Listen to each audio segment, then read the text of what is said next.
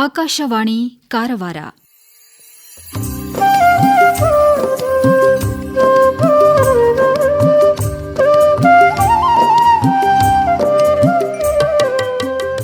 ರೈತ ಬಾಂಧವರಿಗಾಗಿ ಕಾರ್ಯಕ್ರಮ ಕಿಸಾನವಾಣಿ.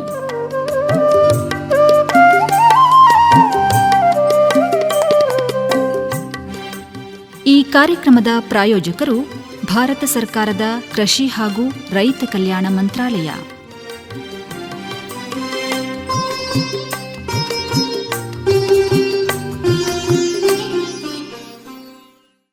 ನಮ್ಮ ರೈತ ಬಾಂಧವರಿಗೆಲ್ಲ ಇಂದಿನ ಕಿಸಾನವಾಣಿ ಕಾರ್ಯಕ್ರಮಕ್ಕೆ ಆತ್ಮೀಯವಾದ ಸ್ವಾಗತ.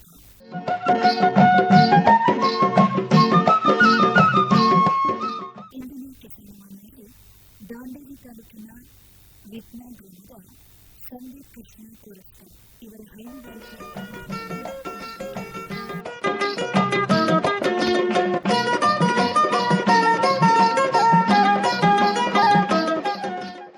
ಸಂದೀಪ್ ಕೃಷ್ಣ ತೋರಸ್ಕರ್ ಅವರೇ, ನಮಸ್ಕಾರ. ನಮಸ್ಕಾರ.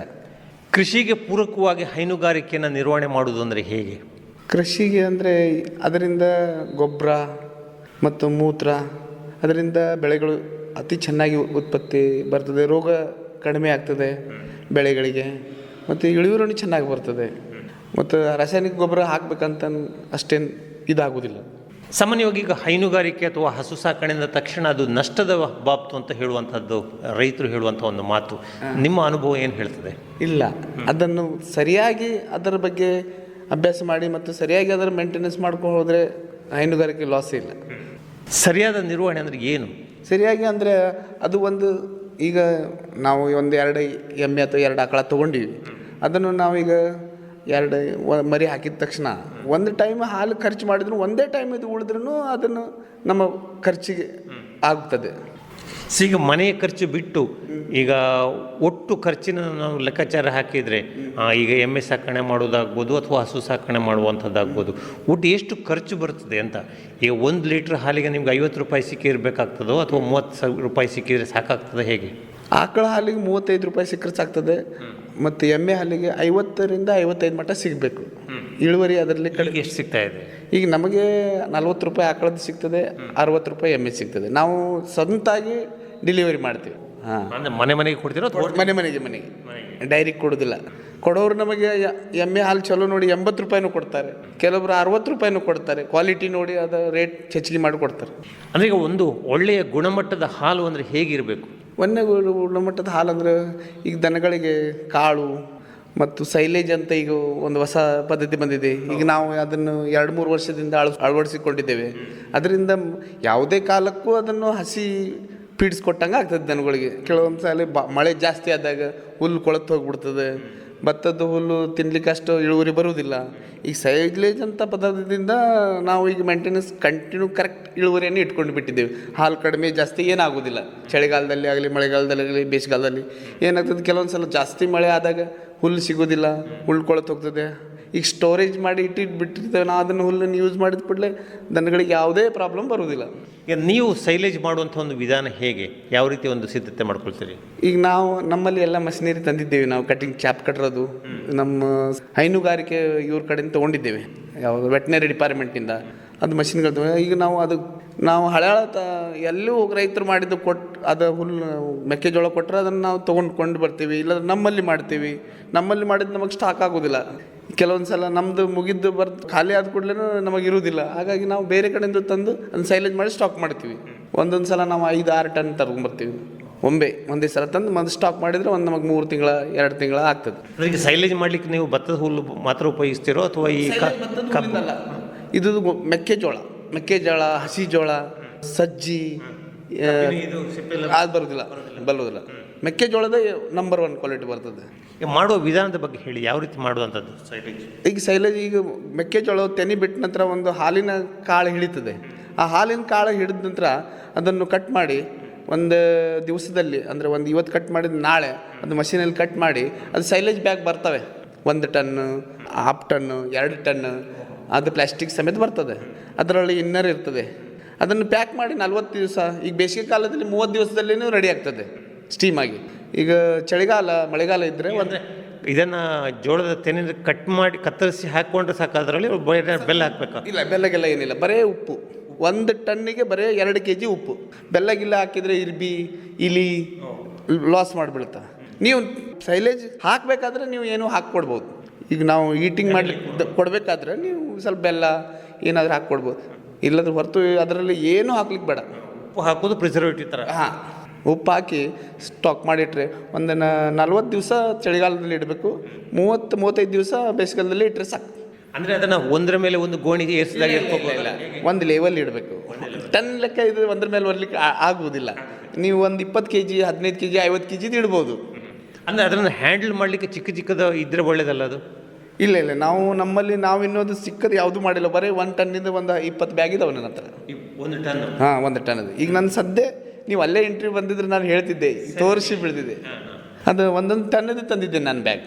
1 ಟನ್ ಬ್ಯಾಗಿಗೆ ಎಷ್ಟದು? ಖಾಲಿ ಬ್ಯಾಗಿಗೆ ಬರೀ 450 ರೂಪಾಯಿ. ಪ್ಲಾಸ್ಟಿಕ್ ಇಲ್ಲ, 2 ಸಮೇತ ಬರ್ತದೆ. ಅದು ಕವರೇಜ್ ಬರ್ತದೆ ಮತ್ತು ಇನ್ನರು ಬರ್ತದೆ. ಅದು ಮತ್ತೆ ಮರುಬಳಕೆ ಮಾಡ್ಬೋದು. ಅದರಲ್ಲಿ ಒಂದು ವೇಳೆ ಇನ್ನರ್ ಪಂಚರ್ ಆದರೆ ನೀವು ಬೇರೆ ಒಂದು 50-90 ರೂಪಾಯಿದು ಇನ್ನರ್ ಸಿಗ್ತದೆ, ಅದನ್ನು ಯೂಸ್ ಮಾಡೋದು. ನಾವು ಯಾವಾಗಲೂ ಕಂಟಿನ್ಯೂ ಬೇರೆನೇ ಯೂಸ್ ಮಾಡ್ತೀವಿ. ಯಾರು ಪಂಚರ್ ಆದ್ರೆ ಚೆಕ್ ಮಾಡ್ತಾ ಇರ್ಬೋದು. 100 ರೂಪಾಯಿ ಸಲುವಾಗಿ ಸಾವಿರಾರು ರೂಪಾಯಿದು ಇದು ಹಾಳಾಗ್ಬಿಡ್ತದೆ. ಸರ್, ಈಗ ಈ ಸೈಲೇಜಿನ ಉಪಯೋಗಿಸುವ ವಿಧಾನದ ಬಗ್ಗೆ ಹೇಳಿ. ಈಗ 40 ದಿವಸ ಆದ ನಂತರ ಅದನ್ನು ಬಿಚ್ಚಿ ನಿಮಗೆ ಒಂದು ದನಕ್ಕೆ ಮಿನಿಮಮ್ ಹಾಲು ಕೊಡೋ ಚಲೋ ಹಾಲು. ಈಗ ನೋಡಿರಿ, ಒಂದು 5 ಲೀಟ್ರ್ ಮೇಲೆ ಹಾಲು ಕೊಡೋ ದನಕ್ಕೆ ಒಂದು 4 kg-ಯಿಂದ 5 kg ಮಟ್ಟ ಹಾಕಬೇಕು. ಬೆಳಗ್ಗೆ 5 kg, ಸಂಜೆ 5 kg. 1 kg ರೆಡಿ ಆಗಲಿಕ್ಕೆ ನಮಗೆ ಮಿನಿಮಮ್ 10 ರೂಪಾಯಿ ಬೀಳ್ತದೆ. ಎಲ್ಲ ಅಷ್ಟು ಮಜೂರಿ ಆಗಲಿ, ಅದರದ್ದು ರೇಟ್ ಆಗಲಿ, ಮಷಿನ್ ಕೆಲಸ ಆಗಲಿ 10 ರೂಪಾಯಿ ಬೀಳ್ತದೆ. ಜಾಸ್ತಿ ಟ್ರಾನ್ಸ್ಪೋರ್ಟೇಷನ್ ಹಿಡಿದು. ಅದೇ ನೀವು ಹಿಂಡಿ ತೊಗೊಳಕ್ಕೆ ಹೋದ್ರೆ 40 ರೂಪಾಯಿ kg ಬೀಳ್ತದೆ. ನಾವು ಇದು 5 kg ಹಾಕ್ಬೋದು ಮತ್ತು ಅದು 1 kg ಹಾಕೋದು. ಇದು ಹೊಟ್ಟೆನೂ ಚಲೋ ಮತ್ತು ಅದರಲ್ಲಿ ಕೆಮಿಕಲ್ ಇಲ್ಲ. ನಾವು ಸ್ವಂತ ತಯಾರಿಸಿದ್ದು. ಏನು ಹಾಲು ಕೊಡಬೇಕಂತ ಪ್ರೋಟೀನ್ ಇಲ್ಲ. ಈಗ ನಾವು ಕೆಲವೊಂದು ಹಿಂಡಿಗಳು ತೆಗೆದು ಅದರಲ್ಲಿ ಪ್ರೋಟೀನ್ ಹಾಕಿ ಹಾಲು ಜಾಸ್ತಿ ಬರ್ಬೇಕಂತ ಮಾಡಿರ್ತಾರೆ. ಈಗ ಸೈಲೇಜ್ ಬ್ಯಾಗ್ನಲ್ಲಿ ತುಂಬಿಸಬೇಕಿದ್ರೆ ಈ ಜೋಳದ ಕಡ್ಡಿ ಇರ್ತದಲ್ಲ, ಅದನ್ನು ಕತ್ತರಿಸಿ ಹಾಕಿ ಹೌದು.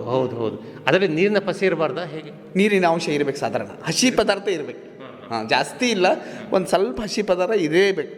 ಅಂದರೆ ಸ್ವಲ್ಪ ಒಣಗಿಸಿ ಹಾಕಬೇಕಾದ್ರೆ ಇಲ್ಲ, ಜಾಸ್ತಿ ಒಣಗಿಸೋದಿಲ್ಲ. ಒಂದೇ ದಿನ ಹೊರಗಡೆ ನೀರು ಇರಬಾರ್ದು. ಹಾಂ, ಮಳೆ ಒಳಗೆ ಮಾಡಬಾರ್ದು. ಜಾಸ್ತಿ ಮಳೆ ಇದ್ದಾಗ ಅದನ್ನು ಸೈಲೇಜ್ ಮಾಡಬಾರ್ದು, ಕೊಳತು ಹೋಗ್ತದೆ. ಈಗ ಹಸುಗಳಿಗೆ ಕೊಡುವ ಸಂದರ್ಭದಲ್ಲಿ ಬರೀ ಈ ಸೈಲೇಜ್ ಮಾತ್ರ ಕೊಟ್ಟರೆ ಸಾಕು, ಜೊತೆಗೆ ಹಸಿ ಮೇವು, ಒಣ ಮೇವು ಅಂತ ಏನಾದ್ರು ಕೊಡ್ಬೇಕಾ? ಏನು ಬೇಡ. ನೀವು ನಿಮ್ಮ ಮನಸ್ಸು. ಯಾಕಂದ್ರೆ ನಾವು ಬೆಳಿಗ್ಗೆ ಸೈಲೇಜು, ಸಂಜೆ ಸೈಲೇಜು. ಬೆಳಿಗ್ಗೆ ಎದ್ದ ತಕ್ಷಣ ಒಣ ಹುಲ್ಲು ಒಂದು 4 kg 3 kg, ಸಂಜೆ ಒಂದು ಸಲ ತೊಗೋತಾವೆ. ಇಲ್ಲಾಂದರೆ ಇಲ್ಲನೇ ಇಲ್ಲ. ಒಂದು ಸಲ 5-5 kg 6-6 kg ತಿಂದು ಕುಂಟ್ರೆ ನೀರು ಕುಡಿದು ಆರಾಮ್ ಸಾಮಾನ್ಯವಾಗಿ ಅದ್ರ ಹೊಟ್ಟೆನಲ್ಲಿ ಅವಲಕ್ಕಿ ತಿಂದಂಗೆ ಉಬ್ಬಿ ಚೆನ್ನಾಗಿ ಕುಂತು ರೆಸ್ಟ್ ತೊಗೊಂಡ್ಬಿಡ್ತಾವೆ. ಈಗ ಖರ್ಚು ಎಷ್ಟರ ಮಟ್ಟಿಗೆ ಕಡಿಮೆ ಆಗ್ತದೆ ಈ ಸೈಲೇಜ್ ಉಪಯೋಗಿಸೋದ್ರಿಂದ? ಸೈಲೇಜ್ ನಾವಾಗಿ ತಯಾರು ಮಾಡಿದರೆ ಅದರದ್ದು ಖರ್ಚು ಕಡಿಮೆ. ನಾವು ಕೊಂಡು ತರೋದಿದ್ರೆ ಅದು ಬಹಳ ಖರ್ಚಾಗ್ತದೆ. ಈಗ ಮಿನಿಮಮ್ 15 ರೂಪಾಯಿ ಮೇಲ್ಗಡೆ ರೇಟ್ ಇದೆ ಅದರದ್ದು. ನಾವು ತಯಾರಿಸಿದ್ರೆ ಒಂದು 8, 9, 10 ರೂಪಾಯಿ. ಮಾರಾಟಕ್ಕೆ ಅಂತ ಸೈಲೇಜ್ ಸಿಗ್ತದ? ಇಲ್ಲಿ ನಮ್ಮಲ್ಲಿ ಯಾರು ಮಾರೋದಿಲ್ಲ. ನನಗೆ ಕೇಳ್ತಾ ಇದ್ದಾರೆ ಜನರು, ನಮಗೆ ಅದು ವರ್ಕೌಟ್ ಆಗ್ತದೆ. ನಮ್ಮದು ಹಾಲು ಸಪ್ಲೈ ಭಾಳ ಇರ್ತದೆ, ಟೈಮ್ ಸಿಗೋದಿಲ್ಲ. ನಮ್ಮಷ್ಟಕ್ಕೆ ತಾವು ತಂದು ಒಂದು 2-3 ತಿಂಗಳಲ್ಲಿ ನಾವು 10 ಟನ್ ಮಾಡಿ ಸ್ಟಾಕ್ ಮಾಡ್ತೀವಿ. ಆದರೂ ಕೆಲವರು ತೊಗೊಂಡು ಹೋಗ್ತಾರೆ ಚಿಲ್ಲರ್ ನೋಡ್ಲಿಕ್ಕೆ ಶಾಂಪಲ್ ಅಂತ. ನಾವಂತೂ ಏನು ಜಾಸ್ತಿ ಮಾರೋದಿಲ್ಲ. ಅದು ಪ್ಲಾನಿಂಗ್ ಇದೆ ನಮ್ಮದು ಮಾಡೋದು. ನೋಡು, ಹೆಚ್ಚು ವಿಸ್ತಾರವಾದ ಪ್ರದೇಶದಲ್ಲಿ ಬೆಳಿಬೇಕಲ್ಲ? ಹಾಂ, ಬೆಳಿಬೇಕು. ಮತ್ತು ನಾವು ಸಿಗ್ತದೆ. ನಮ್ಮ ಹಳ್ಯಾಳ ತಾಲೂಕದಲ್ಲಿ ಗೊಂಜಾಳ ಭಾಳ ಬೆಳೀತಾ ಇದೆ. ಈಗ ನಮಗೆ ಫೋನ್ ಬರ್ತಾ ಇದೆ, ನಮ್ಮ ತೊಗೊಂಡು ಹೋಗ್ರಿ ಖರೆ ನಮಗೆ ಅದು ವರ್ಕೌಟ್ ಆಗೋದಿಲ್ಲ. ಯಾಕಂದರೆ ಕೆಲಸ ಇದು ನಮ್ಮ ಸಪ್ಲೈ ಮಾಡಿ ಸ್ವಉದ್ಯೋಗ ಕೂಡ ಮಾಡ್ಬೋದು. ಹಾಂ, ಚೆನ್ನಾಗಿ ಉದ್ಯೋಗ ಇದೆ. ಮತ್ತು ಇಲ್ಲಿ ಬೇಡಿಕೆ ಇದೆ ಅದಕ್ಕೆ. ನಮ್ಮ ಜೋರ್ಡಾ ತಾಲೂಕಾದಲ್ಲಿ ಭಟ್ರು ಎಲ್ಲ ಕೇಳ್ತಾ ಇದ್ದಾರೆ ನಮಗೆ ಬಂದು ಖರೆ ನಾವು ಕೊಡೋದಿಲ್ಲ. ಯಾಕಂದ್ರೆ ನಮಗೆ ಸ್ಟೋರೇಜ್ ಕಡಿಮೆ ಆಗ್ತದಂತ. ಸರ್, ಈಗ ಸೈಲೇಜ್ ಅಲ್ಲದೆ ಬೇರೆ ಏನು ಈಗ ಹಿಂಡಿ ಎಲ್ಲ ಕೊಡ್ತೀರಿ ಇವು ಮೇವಾಗಿ? ನಾವು ಅದಕ್ಕೆ ಕರಿ ಬೆಲ್ಲ ಸ್ವಲ್ಪ ಕೊಡ್ತೇವೆ, ಒಂದು 100 ಗ್ರಾಮ್ ಡೈಲಿ. ಅದ್ರ ಜೊತೆ ಒಂದು ವೇಳೆ ಅದ್ರ ಸ್ವೀಟ್ ಆಗ್ತದೆ, ಕ್ಯಾಲ್ಸಿಯಂ ಹೇಳ್ತದೆ. ಮತ್ತು ಇದು ಶೇಂಗಾ ಹಿಂಡಿ ಒಂದು ಅರ್ಧ kg. ಮತ್ತು ಇದು ಬರ್ತದೆ ಸುವರ್ಣ ಅಂತ ಒಂದು ಹಿಂಡಿ ಬರ್ತದೆ, ಅದು 1 kg ಕೊಡ್ತೀವಿ. ಅಂದರೆ ಅದರಲ್ಲಿ ಎಲ್ಲ ಅದರಲ್ಲೇ ಮಿಕ್ಸ್ ಮಾಡಿ ಕೊಡ್ತೀವಿ ಸೈಲೇಜ್ನಲ್ಲಿ. ಈಗ ನೀವು ಹಸುವಿನ ಜೊತೆಗೆ ಹಸು ಅಲ್ಲದೆ ಎಮ್ಮೆಯನ್ನು ಕೂಡ ನೀವು ಸಾಕಣೆ ಮಾಡ್ತೀರಿ. ಈಗ ನಿರ್ವಹಣೆಯ ದೃಷ್ಟಿಯಿಂದ ನೋಡಿದರೆ ಹಸು ಸಾಕಣೆ ಸುಲಭವೋ ಅಥವಾ ಎಮ್ಮೆ ಸಾಕಣೆ ಸುಲಭವೋ? ಹಸು ಸ್ವಲ್ಪ ಸುಲಭ. ಅಂದರೆ ಅದು ಸ್ವಲ್ಪ ಅಷ್ಟು ಒರಟು ಸ್ವಭಾವ ಇಲ್ಲ, ಮೃದು ಸ್ವಭಾವ ಇರ್ತದೆ. ಎಮ್ಮೆದು ಅದು ಕೆಲವೊಂದು ಜಾತಿಗಳು ಇದಾವೆ ಅದರಲ್ಲಿ. ನಾವೀಗ ಮುರ್ರಾ ತಳಿ ಸಾಕಿದ್ವಿ, ಅದು ಸಮಾಧಾನ ಇದೆ. ಮತ್ತು ಸೇಮ್ ಹಸು ಥರ ಥರನೇ ಅದರದ್ದು ಅಂದರೆ ಇಳುವರಿನೂ ಹಾಲಿದ್ದು ಜಾಸ್ತಿ ಇದೆ ಅದ್ರದ್ದು. ಹಸು ಅದ್ರ ಹಾಲು ಕಂಪ್ಯಾರಿಸನ್ ಸೇಮ್ ಇದೆ, ಖರೆ ರೇಟ್ ಜಾಸ್ತಿ ಇದೆ ಹಾಲಿಗೆ, ಎಮ್ಮೆ ಹಾಲಿಗೆ.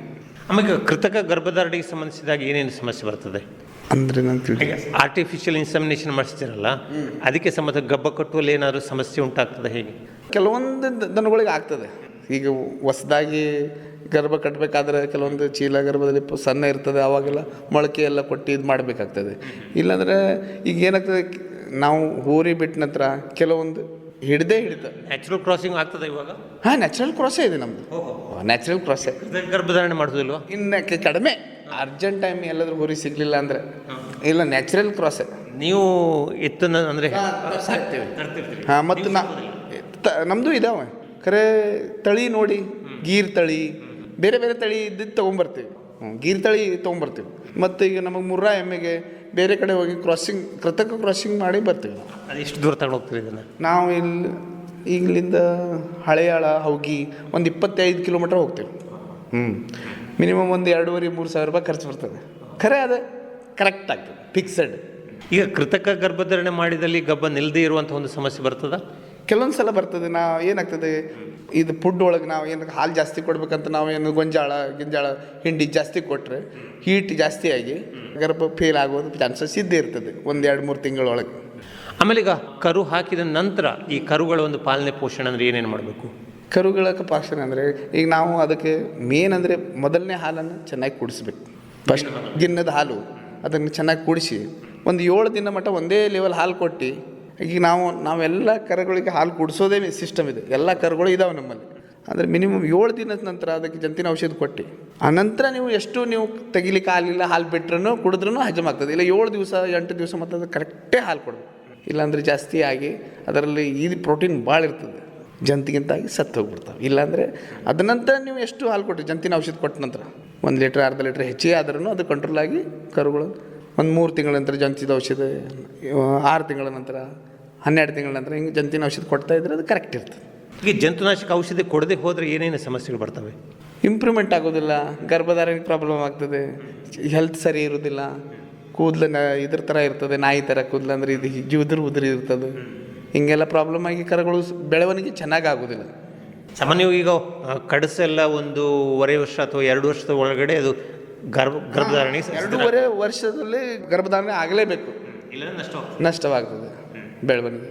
ಮತ್ತು ನಮಗೆ ಹೈನುಗಾರಿಕೆಗೂ ತೊಂದರೆನೇ, ಅದು ಸುಳ್ಳೆ ಸಾಕೋದು. ಅದು ಕರುವನ್ನು ನೀವೇ ಎಲ್ಲಿ ಇಟ್ಕೊಳ್ತೀರೋ ಅಥವಾ ಮಾರಾಟ ಮಾಡುವ ಯೋಜನೆ ಉಂಟು? ಆಕಳ ಮಾರ್ತೇವೆ, ಗಬ್ಬ ಆದ ನಂತರ ಮಾರ್ತೇವೆ, ಕರುಗಳು ಮಾರುವುದಿಲ್ಲ.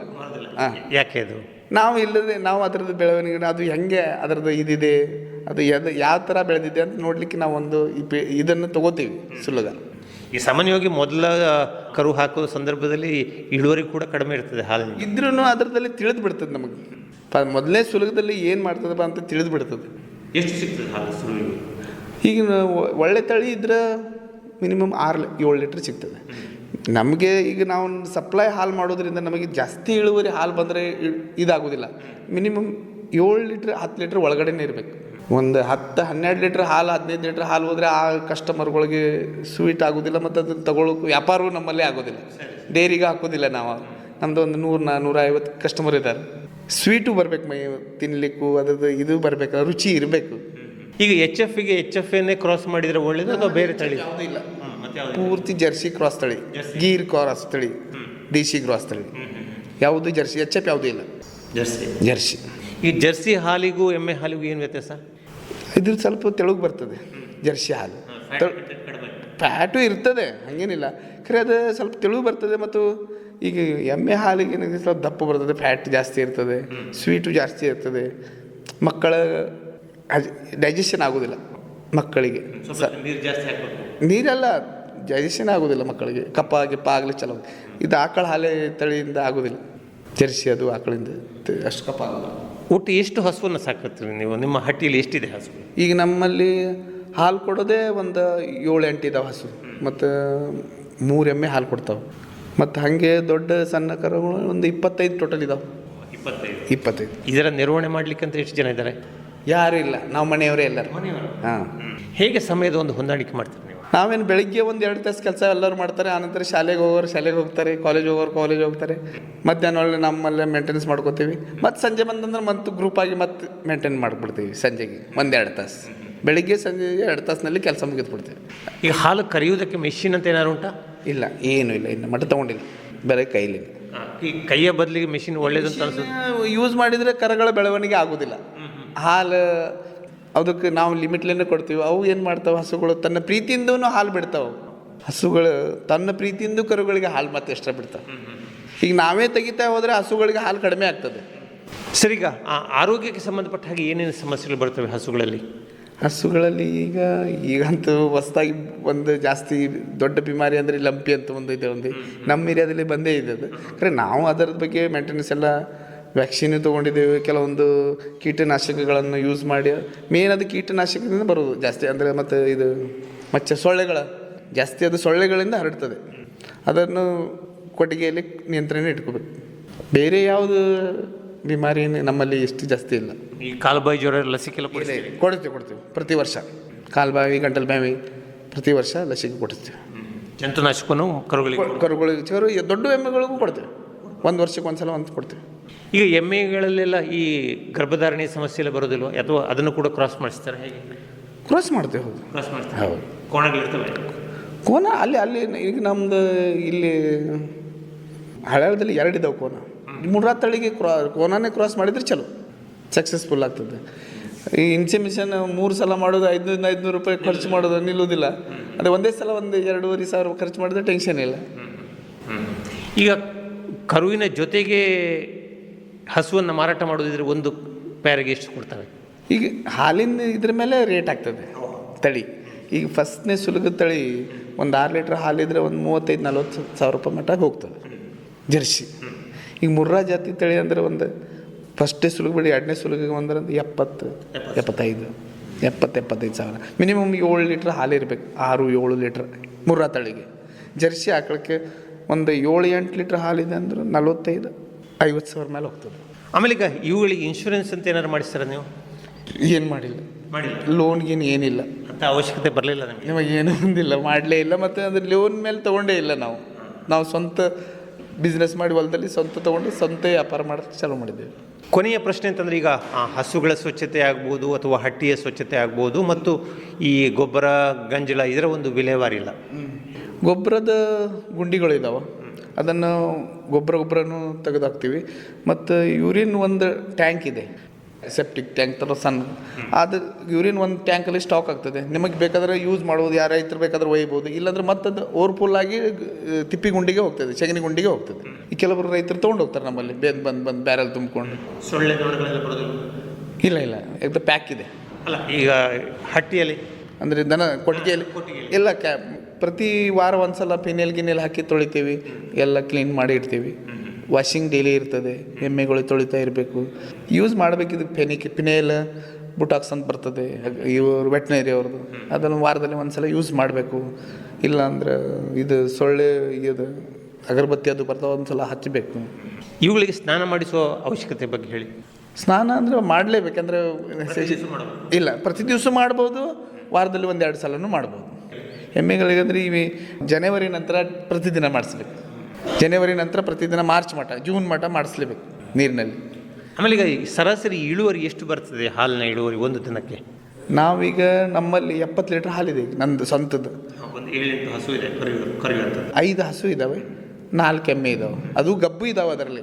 ಮತ್ತಂದರೆ ಮುಂದಿನ ಬೆಳೆ ಅದರಲ್ಲಿ ಒಂದು 4 ತಿಂಗಳು 3 ತಿಂಗಳು ಗಬ್ಬೂ ಇದ್ದಾವೆ.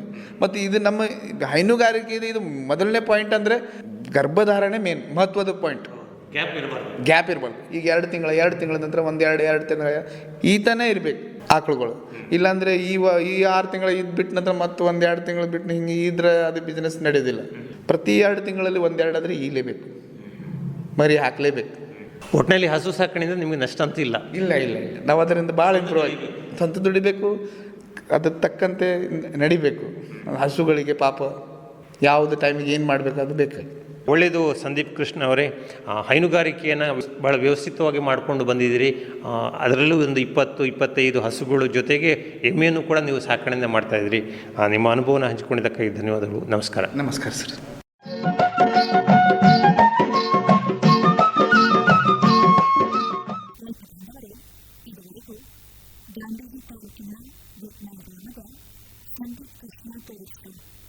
ಹೈನುಗಾರಿಕೆ ಅನುಭವವನ್ನು ಕೇಳಿದಿರಿ. ಸಂದರ್ಶಕರು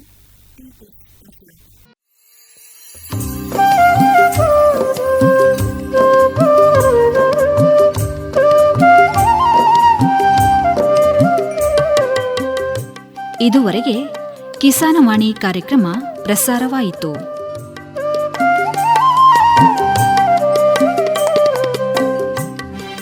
ಈ ಕಾರ್ಯಕ್ರಮವನ್ನು ಪ್ರಾಯೋಜಿಸಿದವರು ಭಾರತ ಸರ್ಕಾರದ ಕೃಷಿ ಹಾಗೂ ರೈತ ಕಲ್ಯಾಣ ಮಂತ್ರಾಲಯ.